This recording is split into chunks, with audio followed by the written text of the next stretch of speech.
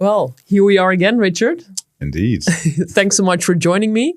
My pleasure. This time we're sort of extending the human-centric CEO series. Yes. With a selection of 8 specific podcasts. So as part of my book, there's one layer that's completely dedicated to leadership behaviors when you're leading transformation. That's a list of 21 or more a menu. Well, yep. 21 podcasts felt a bit too much. So I made a selection of 8 out of those 21, where I would dive a little deeper with you, with another guest, and 2 with Miranda as well. Fantastic. So today, it's all about embracing your courage. Yes. So maybe we start of course it resonates with me, which we'll dive into later, but why did it also resonate with you? And why do you think it matters? So it's a very good question. I think it's one of the core skills for all kinds of things, actually. It's embracing your courage. I particularly liked the point you make in terms of one of the questions to ask yourself is, have I taken the easy path, or have I taken the right path, the path that may be a little bit harder, but it's the right one to take. And I think that's a really important question that we need to ask ourselves all the time, and it does come back to the courage.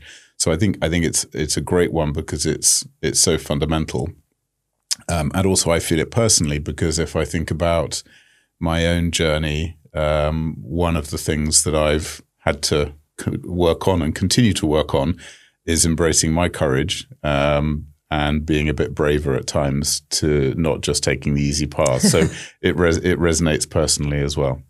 Yeah, and I think also we can frame it in different ways, right? I also need to have some personal stories. And I think also in the book there are sort of 2 directions, right? Because we're coming from our shared dream of more human-centric leadership, which is already taking courage in itself, right? In this short-term, financially driven world. Yes. That's sort of one side of the equation. And the other one is more about, hey, in this super uncertain world, you can no longer have all the answers, right? So vulnerability is the other part of being courageous. Absolutely. How would you frame both of those? Well, so I think so if I start with the vulnerability piece, I think that is core because, I think if we go back to earlier times and thought about what was expected of leaders, we expected leaders who would lead us confidently. And in some ways, there was the image of the sort of super strong leader who had no vulnerability, everything was possible. Have all the answers. And it's all good. Now, I think apart from the fact that we now know that that's just not realistic, we also live in a time where the world is becoming more uncertain, more chaotic, and harder to judge. And the link between what's worked in the past and what's worked in the future has broken down. Mm. And that means that it's no longer possible to be confident about what will definitely work. And so actually showing confidence could be inauthentic and actually really not very helpful. Conversely, what is helpful is showing humility and a degree of vulnerability to say, I'm not sure how we're going to get there, but, I believe we can do it together. Asking for help, all of these sorts of things are aspects of vulnerability, which I think are now much more part of the repertoire of what it means to be a leader today. I mean, one of the observations I would make is that, we used to talk about, well, even the phrase VUCA, right? VUCA started after the Cold War, and it was a description of the world out there as being volatile and uncertain and all the rest of it. Now, since 2018, we've been using the frame BANI, B-A-N-I. Okay. And BANI stands for brittle, anxious, nonlinear, and incomprehensible. Okay. So what's fascinating is VUCA was, yes, the world's terribly complicated out there, but we now need to manage it. BANI, 3 of those terms, brittle, anxious, and incomprehensible, are about me and how I'm reacting. So it's all about inward, and it's more saying I'm overwhelmed by the complexity that's out there. How am I going to now manage in that environment? And so as leaders, you're leading organizations that are feeling BANI, feeling overwhelmed, feeling that they're struggling. And again, to tap into that, to connect to that, a good way to do that is to admit that you're feeling vulnerable too, because then you've got a common thread you can connect. And it takes bravery to be vulnerable, because especially if you've been brought up in a world where being the leader meant you were confident, you had the answers, you knew what was happening, even to admit, I'm not quite sure what we're going to do here, is a big step. Yeah. And so finding ways to be vulnerable is really important and is brave, and then helps you connect with an organization. I like to say we need leaders who can lead us into the dark. Nobody knows quite how the future will unfold. Through the dark, please, Richard. Well, through the dark, yes, through the dark. Let's but keep initially it positive. into the dark, Yes. and then through the dark. Yes, okay, that's fair. Yeah.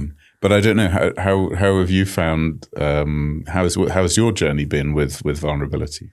Yeah, for me, it's also twofold, right? Indeed. So for me, I think when you look at, I think anybody who has a role in transformation, right, or maybe even bigger, has the naive dream to change the world. Yeah. You want to change things, right? So you tend to be sort of the person, sharing a vision that might not be super lived already with others. Yeah.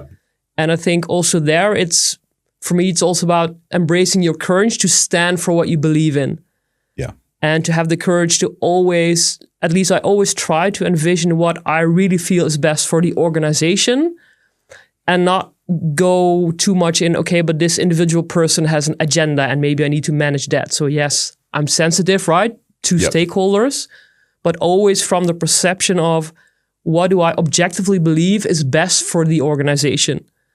And I think there also, right, for leaders to sort of stand firm, yes, connect with others, which is also a topic that we'll be discussing in another podcast. Yes.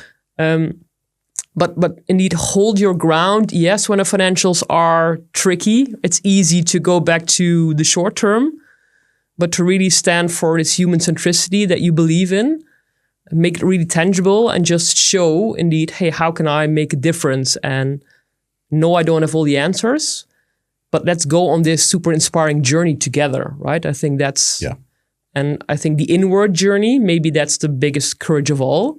Right? Because, of course, we've all been, one more than the other, but through some trauma, right, in our journeys. Yes. And I think facing that, I think is such a crucial element for you to be a better leader. Because if I project all my issues onto you, onto the organizations, I can never serve others, right? Because I'm always seeing it in the wrong way.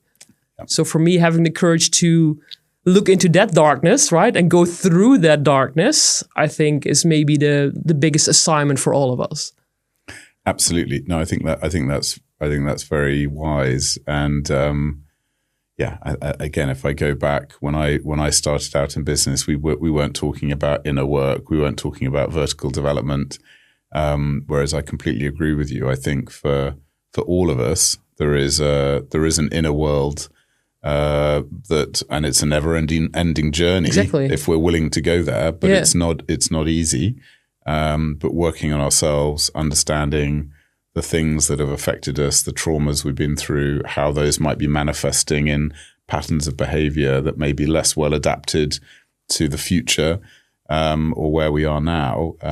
Those are all really important parts of becoming, better leaders. Yeah. And I think at least now, there's more appreciation of that than there was, even 5 or 10 years ago. Yeah. And I think it also connects to, so the first, let's say, behavior that we discussed in this series was about creating a reflection rhythm. Yeah. And for me, I think one of the key things, so I always say it's almost my oxygen, right? Reflection.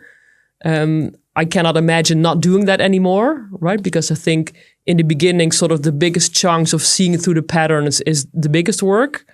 But I think when you learn, it becomes sort of more of a habit, and it becomes faster and, let's say, less intense, right? So you see through the pattern, right? The title of the book is for a reason, once you see it. Yes. Right? Because once you see through the pattern, then you can start changing it. Yeah. And for me also, there's so much room for leaders to stand still, right? They have crazy busy agendas, stand still, reflect. Yeah, I think that's such a missing ingredient as well. No, I think that's absolutely right, and that point around standing still and slowing down in a way, and making space for reflection. Again, that flies in the face of the environment that we're in, where everything seems to be going faster, more complicated. Everything is pushing us to be doing and running and pedaling faster. And part of the answer is not to go with that, or run faster, but to take the time to pause, to slow down, to reflect. And it's, in a way, as again others have said better than me, we've gone from being human beings to human doings, and nice. We've got the focus on too much of a focus on doing, and not enough on just being and presence. And there's that, being with ourselves and being with others, and slowing down and really feeling those sensations. That's where you can start to tap into different levels of wisdom that you just completely miss if you're constantly running or pedaling or doing and feeling those pressures and responding to them. And I think also there's a very nice link to, I was talking to a friend of mine who works at Forrester, and I mean, we're in the topic of transformation. Yeah. And also there, right, the old school way of doing transformation, 3-year plan, right, lengthy things, and then 3 years later, we just start doing it again with a different name. Yes. I'm being a bit cynical. But. And there I learned about, I think it was a recent Harvard Business Review article that talked about the topic of adaptive transformation. And when I read that, it sort of clicked where I felt, okay, so that's what apparently I'm doing, right? So instead of 3-year black box, again, right, through the dark, and it stays dark, hey, we need to learn, we need to quickly adapt to signals. And I think that also framing it as being not only adaptive humans, right, by learning, but also creating adaptive transformation. How do you see that? Yeah, no, I think that's right. And again, it fits with the idea that in the past we could be clearer about saying this is the way to go, this is the framework, this is the best practice, and we can be fairly sure that it will sustain for a few years, so we can make a plan and just execute that plan. Whereas now we can't be sure, and so being able to be much more flexible and agile and adaptive, and adopting more of an approach of test and learn, being comfortable with trying things out. Some of them will fail. It's not failing as long as you're learning, and double down on the things that are working for now, stop the things that are not working, keep experimenting, keep trying things out. So there's much more, the path to success in many environments now, where there is more ambiguity, more confusion, more chaos, is that idea of just, you need to be trying things out, learning and trying more things, and keep going with that. And it's very different from even the world that most of us were brought up in, which was much more stable and steady. It's almost a skill that you need to develop, right? Yeah. And I think also when we were prepping this podcast together, you also mentioned, and I'm not sure if the terminology is right, but you have like these 4, let's say, types of leaders. Yeah. Where you mentioned, hey, the role of the warrior also maybe plays a role here. Yeah, that's true. So we have a framework which was developed by Erica Fox, which of Mobius, which is the 4 archetypes of behavior. So that we all have the 4 archetypes, and the 4 archetypes are the warrior, the thinker, the dreamer, and the lover. What's interesting is that most of us have learnt to focus on 1 or 2 of those, and probably overplay 1 or 2 of those, and maybe underplay 1 or 2. So the most common pattern that we see is people and environments and organizations that tend to favor the thinker and the warrior and underplay the lover and the dreamer. And the consequences of that are kind of where we are now, because the warrior is the part that pushes, that does, that makes things happen, that overcomes, and that sets boundaries and drives. And the thinker is the part that is precise, that sees different angles, but also the part that's skeptical, that's questioning, that's saying, is this really the right way? What's the best way? Prove it to me. And one of the challenges is that then, that those give you a certain lens on the world and a certain approach. And it works quite well if you're trying to drive best practice or something that's consistent, that's worked before. Analyze it, get the data. If you have data, if you have practices and so on, that can work quite well. In an environment where there's a lot more uncertainty and ambiguity, it doesn't work well. There, you need to be more sensing into what's going on, which is where the lover comes in, because the lover is the part that's sensing and connecting with people at an emotional level as well as a rational level, at a full body level rather than just at a head and heart level.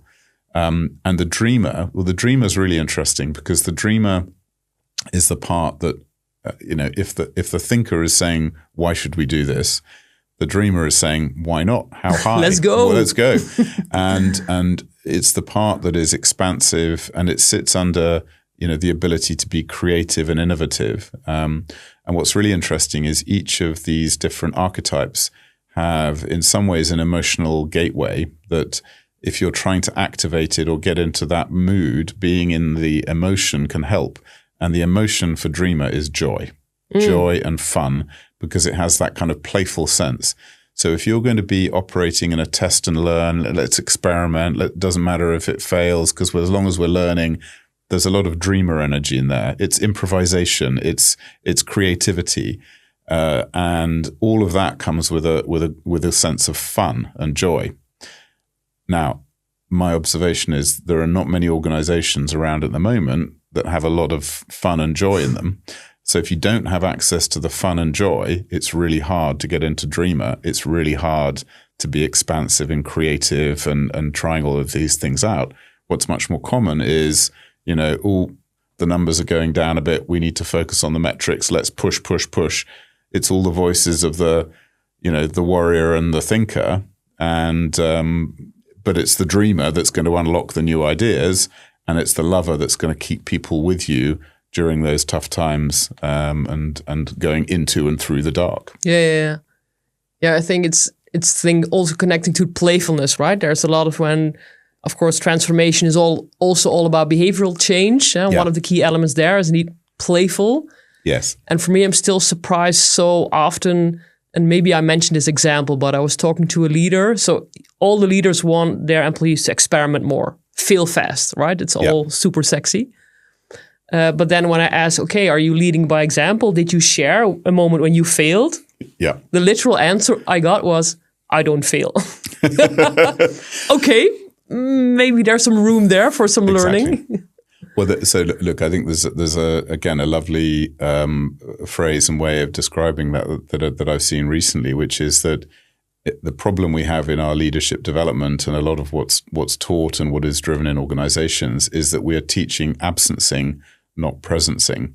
So we have all the frameworks in the world, but they're very cognitive, and we learn how to create psychological safety, but you then go back to the office and carry on behaving much as you did. Have you really created? You're performing the activities that should create psychological safety, but unless you are being and embodying and living it, you're not actually going to be creating it. So in a way, we've almost got the worst of both worlds, where a lot of organizations and leaders have been on all of these leadership development courses. They think they're doing the right things.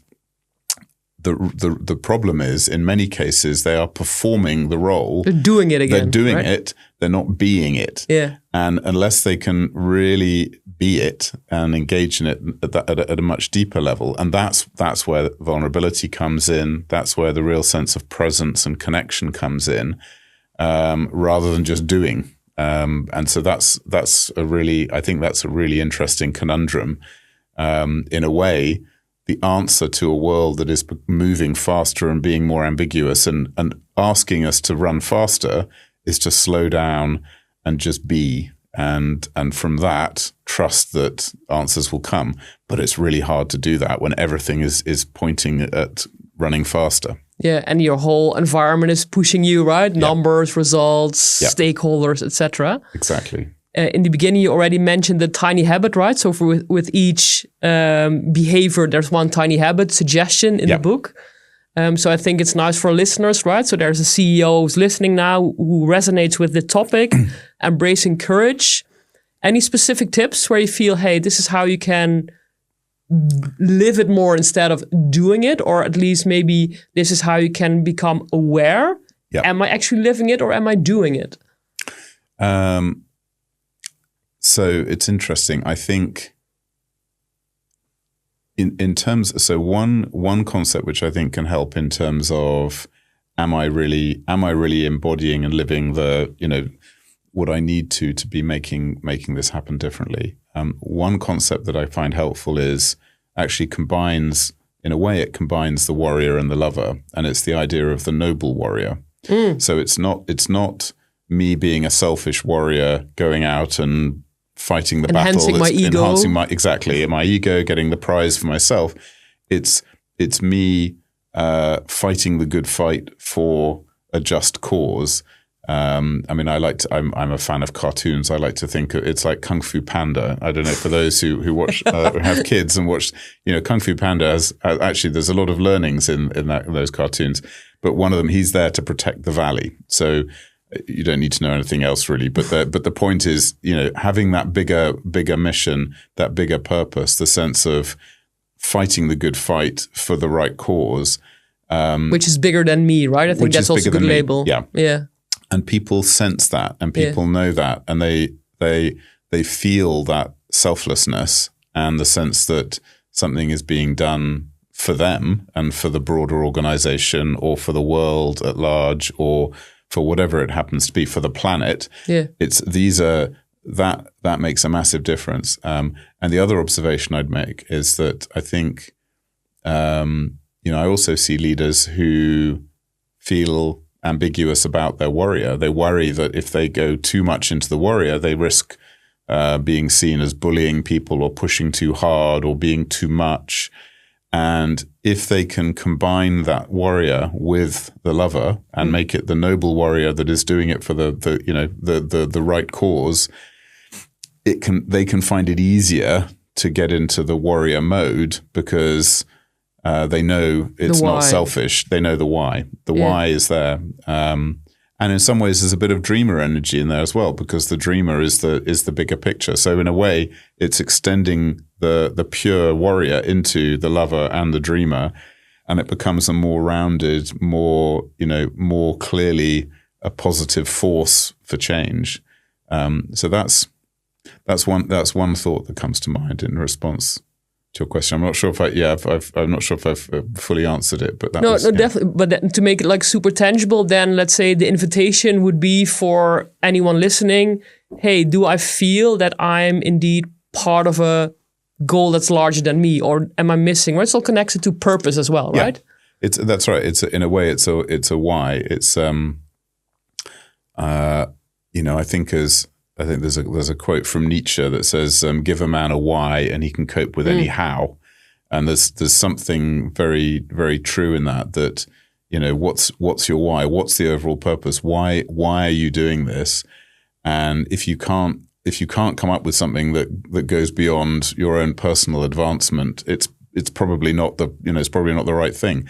That there's got to be some bigger purpose than me advancing myself. Yeah. And in fact, for most leaders, that's not an issue. And there are clearly bigger purposes, but really connecting with that and then feeling that helps then create the momentum and the force behind the noble warrior. Yeah, and inspiring others, right, to be part of this, right? Absolutely. And make it explicit, not just keep it to yourself. Yeah, exactly. Yeah, because in a way, then that's right. You're leading the mission. And it's a mission that others want to sign up to, and suddenly it becomes easier to bring people with you. But it's because it's not just the pure solo warrior; it's the warrior combined with the energy of the lover and the dreamer, which then is incredibly powerful. So, just as a concept, that it can be helpful, I think. Yeah, and if I'm in a situation where I feel my sense of purpose, I have my idea, right? I have the vision. Yeah. I can inspire employees, but I feel maybe I'm struggling to also inspire let's say, the director level, or maybe often you hear the management level tends to be the issue. Yeah. Which we can do a complete other podcast about. But yes. Let's say if my context is maybe not as willing or able, right? Could be both. How do I balance between sort of my compassion, right? And being open to others while still keeping my courage to, hold on to the direction that we're taking. Yeah, so it's interesting. It might be a situation where there's a lot of resistance, perhaps, and so I think it's interesting if you find yourself in a situation where there's a lot of resistance. It may be that it's time to say, "Hang on a second, I need to really listen to what's going on here because maybe I've missed something." So in a way, it could be that the answer is a bit of humility to say, I thought I had the answer. I was off and running let's reflect. As a rebel warrior, but let's reflect, because I think the other thing that is always good as a leader, and particularly in these times now, is to be constantly challenging yourself to say, what might I have got wrong here? How might I, have misunderstood? And having that degree of humility can be helpful. And it may be that if you're finding there's a lot of resistance, maybe there's something that you need to kind of go back a little bit to understand what's behind that. What's really, because often the resistance in a way is a symptom. There's probably some deeper cause, some deeper underlying sense behind it. And at the same time, I would also say, most people don't like change. So almost any time you change things, there will be resistance to change, and that's natural. One of the ways I like to think about that is that often in change, the resistance actually is a form, or can be a form of grief, because people are grieving the loss of the familiar ways of the past. Yeah. And the sense that it's not often change programs, I think, are, people sell all the upside in the wonderful new world, and that yet it doesn't always land because they're often talking to a group of people who are grieving the loss of the familiar way of doing things. And so even taking the time to acknowledge the loss and the grief while selling the future vision can help. Yeah. So, again, it needs to be tuned to the situation, but, it's not surprising that there is resistance. So finding ways to really hear that resistance and listen to it and acknowledge it and recognize that probably there's some actually quite deep grief and sadness from people who are having their, familiar ways changed, as well as selling the future. So it's all of that. Yeah. And I think also that's a nice link to the adaptive transformation side, where I tune in, I listen, and we're not changing. So literally, I think in my I think even in the book, I was sort of really consciously to not use the word change. Yeah. Right? Because improving has also a very different connotation to it, right? Yes. Because we're just trying new things. Yeah. And also that, I think, is what I like. So where the idea behind adaptive transformations, you're compounding improvements, and hence you are transforming. Yeah. Instead of saying, okay, we have a 3-year transformation program. And that's also where I think again, that dreamer energy of experimenting can be very helpful. Yeah. I mean, one of the classic challenges that I see in leaders who are trying to shift or develop themselves is what Herminia Ibarra called the authenticity trap. And the authenticity trap basically says, if I am being me authentically and expressing myself, how can I be someone else without it feeling fake? So if I try and change and improve myself and behave in a different way that is not authentically me today, well, that's fake. And I can't do that. So then I'm stuck, because I'm stuck expressing me authentically today. How on earth can I move? And one of the ways through that is to bring in the kind of dreamer energy that says, let's experiment. And so if you bring to mind the idea of, going shopping for a new suit or a new dress or some sort of new clothing, the first time you try it on, it may not feel quite like you, but you're just trying it on for size. and maybe you need to wear it to a party and you get some feedback and you might decide, actually, no, it's not right and I need to take it back. But maybe you go, actually, no, this is okay. And it's that idea of a slightly playful, experimental, I'm not sure if this is me. I need to try it on for size, and then maybe I'll kind of grow into it, or I'll decide evolve it. Yeah, and that idea, that sort of experimenting, trying it. Maybe it's right, maybe it's not. But at least if I can feel it's not, it's not fake, it's not authentically not me. It's not my authentic. It is me trying something new on for size. That then enables me to, really grow into it, and maybe then it becomes a new change. So that can unlock by shifting something from being fake to trying it on for size. Yeah, like this blocking conviction, right? It has to be fake because I'm experimenting with something. Exactly. New. Yeah, exactly. Looking at your history, I mean, in all the years that you've been working with executives and CEOs and coaching them, I mean, you've seen them in vulnerable positions, right? Looking at this topic of courage, what do you feel is sort of the thing that maybe is blocking most of the leaders? That's, I think, one end. And also, what can they do to facilitate, enhance courage of their colleagues in the organization? So I think there's a few different things. One thing we've not talked about so far is, again, some of the adult development thinking that comes from Bob Keegan and Lisa Leahy around the idea that as we develop as adults, we tend to operate in one of three levels for how we make sense of the world. And the first level, where most people are, probably 70% of adults, is what you might call the socialized mind.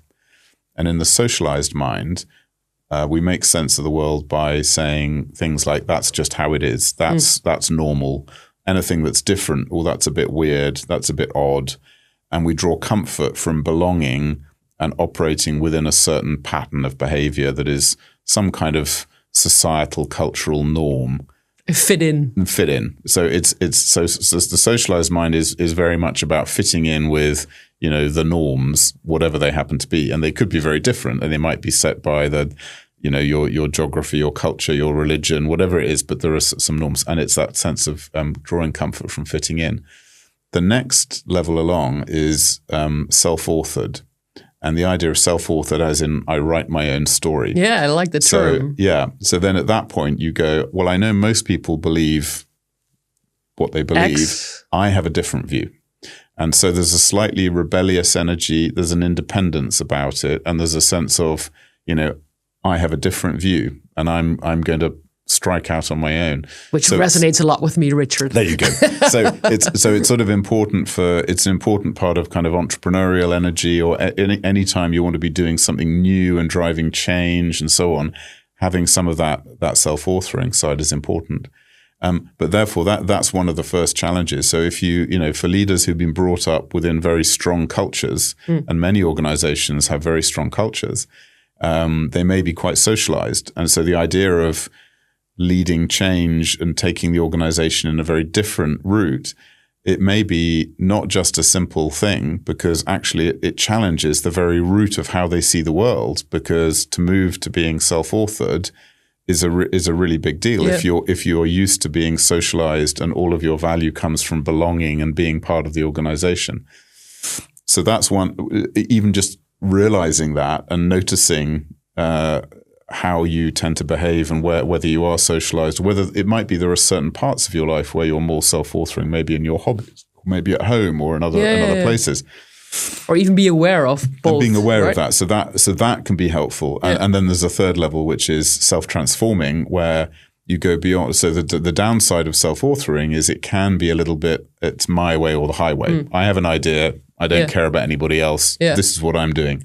It can be isolating as well as independence. And so the next level, the self-transforming, is more an appreciation that there are lots of different ways of doing things. Some people do it this way, some do it that way. I tend to think this is the best way, but I'm open to other ways. And so there's a more acceptance of difference, more fluidity, perhaps less entrepreneurial energy than the self-authoring has that, energy about pursuing one track, as it were, and one drive. But all three, and so understanding where you are as an individual in different aspects of your life can be quite helpful, because it may be that actually if you're a bit stuck in socialized, you're going to need to, and then that's going to take, so in a way the bravery is going to be exactly moving out of being socialized and moving away from the comfort of fitting in. Yeah. And that's probably going to be your task, because once you've done that, once you've made that leap, actually then it becomes a lot easier. Yeah. But it's at that level. So that's one thought. I think also that connects, the first level connects also very much to the vulnerability and working together with others to figure out this path that we don't know, right? Yes. Yeah. No, exactly. So that's certainly one. There's the what we talked about with the noble warrior, I think is another topic as well in terms of helping people. I think then it also comes down to understanding, some of the inner work and saying, well, what is it that's holding me back? And so if I speak personally for a minute, so one of the things I realized was holding me back as I thought about accessing more warrior and being braver was that my mind was quite good at catastrophizing everything that was going to go wrong if I didn't get it quite right. So particularly the thinker part of us can be very keen to get things right and not make mistakes and worry about the terrible things that will happen when you get it wrong. And that can then, maybe we'll just not do that because it might go badly wrong. And that becomes something which then stops you taking the leap forwards. And so for me, it was tapping into the dreamer energy of experimenting and trying things out. And I was struck by, there was an advertising campaign for Dr. Pepper. I don't know if you remember Dr. Pepper was the drink. So the drink, yeah. But a long time ago, they were if they were up against Coke and Pepsi, and so they had a whole series of adverts where the tagline was Dr. Pepper, what's the worst that could happen? And so and these all started with somebody looking at these different sodas, choosing a Dr. Pepper rather than a Coke or a Pepsi, having a sip of it, and then what happened in my head happened on screen, where the whole world collapsed and it was a complete disaster.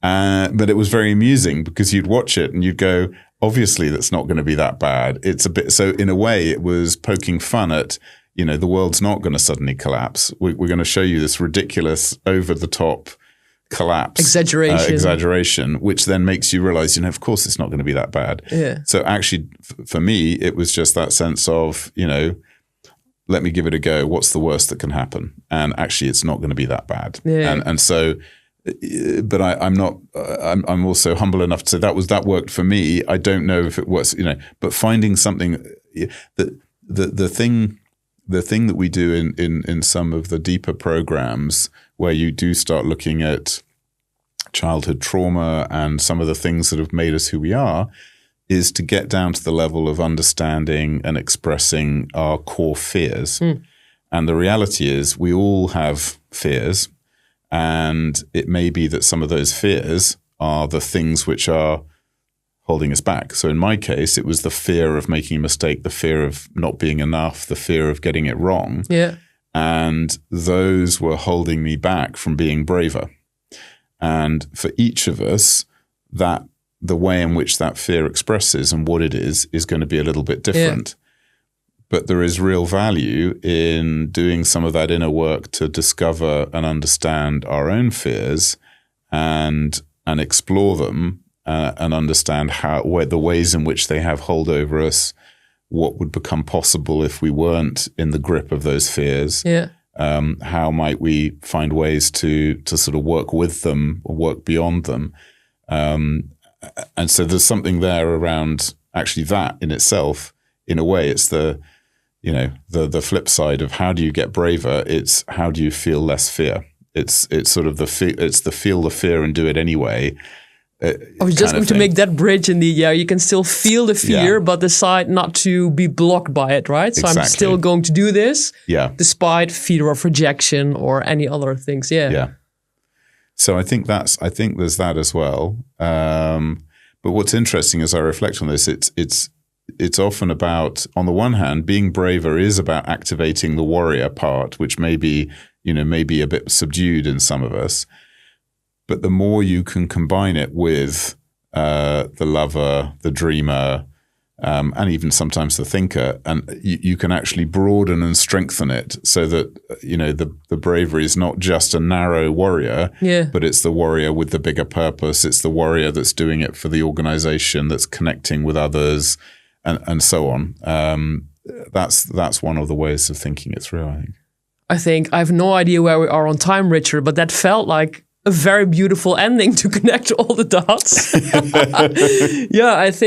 I'm always inspired also with the human-centric CEOs, right, who have the courage to lead this. Yeah.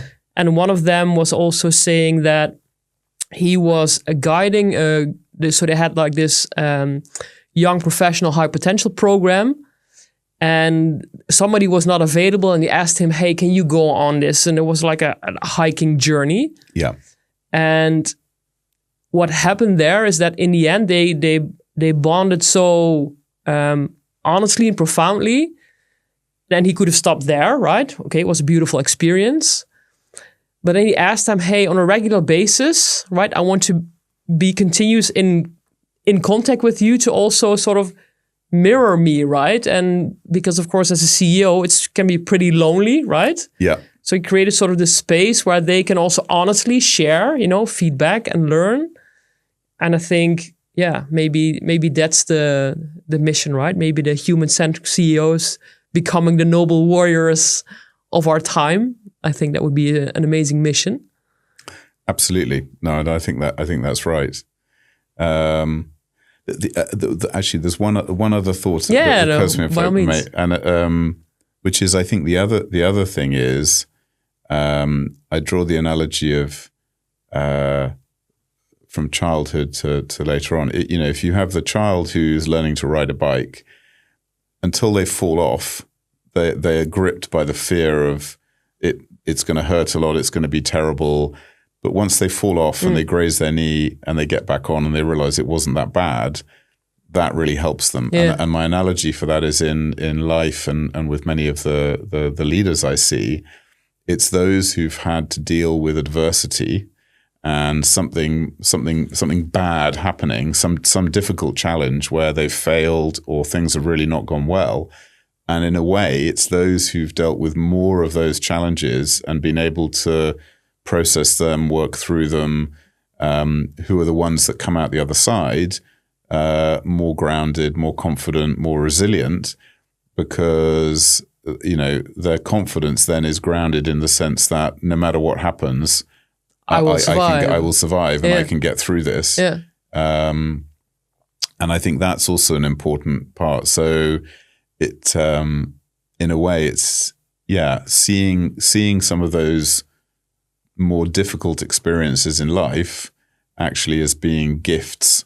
If we can stay fully present with them, not try and just, brush them away, but really lean into them and realize that how we are able to process and be with them and integrate them, if we do it right, can give us a gift afterwards of increased strength and resilience, and a knowledge that we can handle pretty much anything. We're kind of bulletproof because we can handle everything.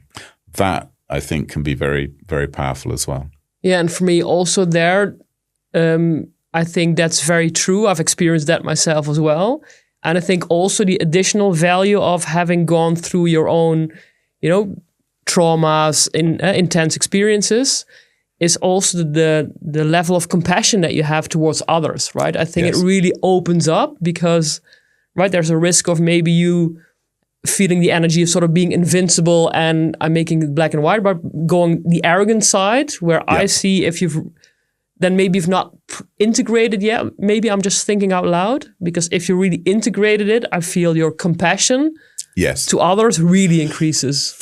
Yeah, no, that's true, and in that way, you're right. Maybe the phrase "bulletproof" is less helpful in a way, but it's the point of trusting, right? Trusting. Well, and trust, and also realizing that everybody has a story. Everybody has and in a way, it is, it's part of it. It then means that you are more able to create psychological safety around you because people feel and know that you've been in dark places. You know what you're talking about.